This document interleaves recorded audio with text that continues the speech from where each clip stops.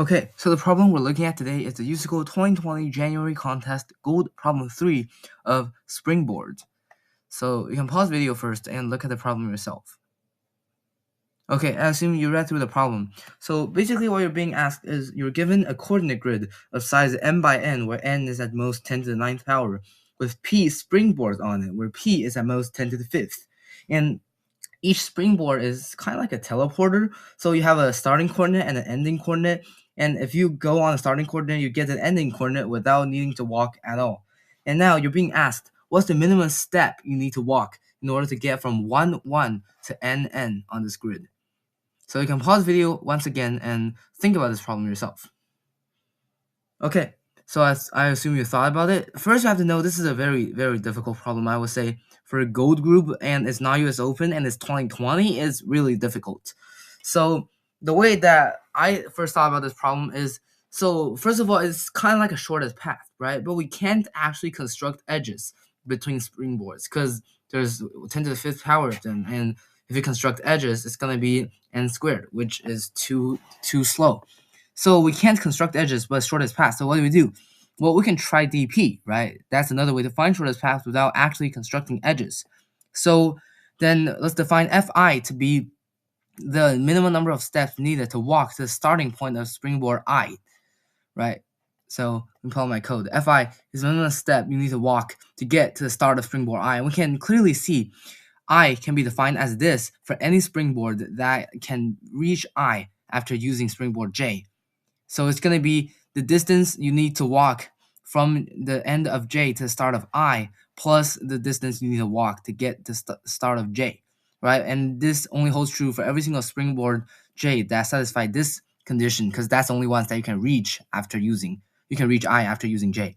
And we can see that the optimal J is obviously the J with this value because, the x1I and y1I is set for the I. So this is the variable, and this is what we're trying to minimize, right? And so we usually start sorting the teleporters. Springboards now, they're kind of like teleporters. So if we sort them, we only have to worry about one of x or y to satisfy this.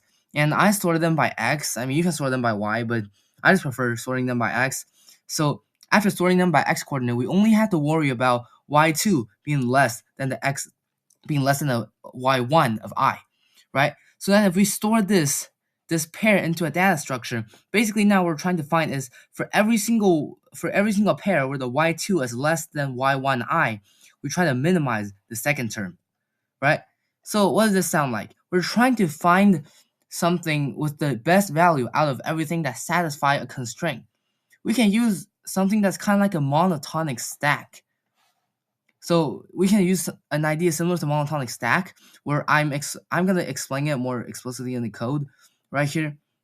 So, and also I have very, very detailed code with a lot of comments to help you understand. So I would strongly suggest if you don't understand this problem, go to the comments below, and this code and the comments will all be posted down there.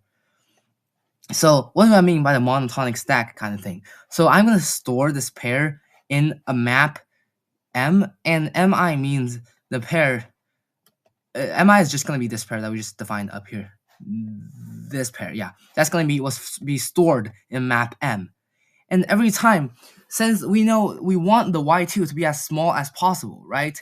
So it's kind of like the y2 is in monotonic stack. It's kind of like its position. So we know in monotonic stack, for the greater the position, we have to have the value to be greater, right? Because the greater the position, no, the older the position, the faster it will be replaced by points later. So the older the point is, the greater the value has to be.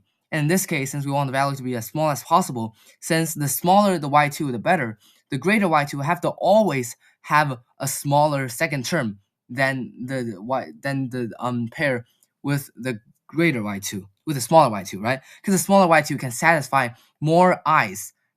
However, if we still want to keep this first pair with a greater y2, we have to make sure that the second term is smaller. That's the only reason why we still keep it. So I think of it like this. It's kind of mean, but if we have someone both younger and better than you, why do we still need you? Right? I know that's mean, but that's basically the idea of a monotonic stack. And so this is how we implement this algorithm. I use this vector to store every single springboard's start and end point, and then I sort them by x coordinate. Then I go through every single start or ending point. If it's a starting point, we find the f for it. If it's the ending point, then we store it into the map. And when we store into the map every time, if we find one that's both older and worse than this current one, then we delete it from the map. And finally, we output the one with the oldest y2, because we know all the y2 are going to be less than n, so all of them satisfy n, and the oldest one have to have the minimum second value.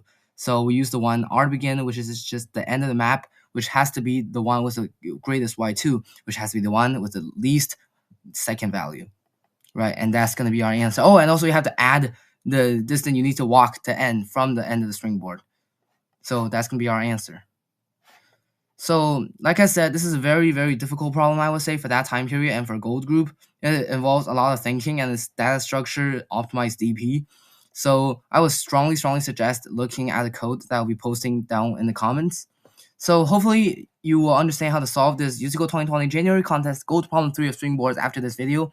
And I hope this video helped. Thanks for watching.